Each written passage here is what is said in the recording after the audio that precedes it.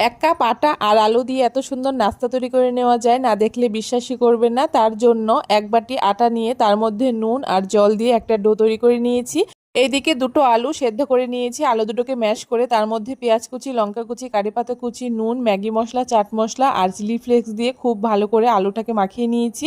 এইদিকে আটার ডোটা থেকে 3টে লেচি কেটে নিয়েছি আর লেচিগুলোকে আমি আটা দিয়ে খুব ভালো করে পাতলা পাতলা করে রুটির মতো করে বেলে নিয়েছি। সবগুলো একই রকম ভাবে বেলে নেওয়ার পরে একটা রুটির উপরে আমি কিছুটা টমেটো সস দিয়ে সসটাকে খুব ভালো করে রুটির মধ্যে লাগিয়ে নিয়েছি আর তারপরে আলু সিদ্ধটাকেও চারপাশে লাগিয়ে নিয়েছি। আরেকটা রুটি দিয়ে তার উপরে কাসুন্দি দিয়ে বাকি আলুটাকে দিয়ে ছড়িয়ে নিয়ে উপরে অবশিষ্ট রুটিটাকে দিয়ে খুব ভালো করে মুখটাকে আটকে নিয়েছি আর তারপরে একটা ছিদ্র গামলার উপরে রেখে রুটিটাকে 10 মিনিট সেদ্ধ করে নিয়েছি। ঠান্ডা হলে রুটিটাকে 8 পিস করে কেটে নিয়েছি। এইদিকে একটা বাটির মধ্যে 3 চামচ ময়দা, নুন আর জল দিয়ে একটা পাতলা ব্যাটার তৈরি করে নিয়েছি।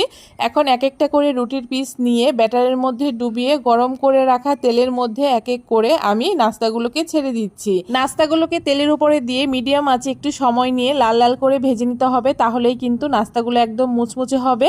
গরম গরম টমেটো সসের সাথে এই নাস্তাটা খেতে কিন্তু দুর্দান্ত লাগে।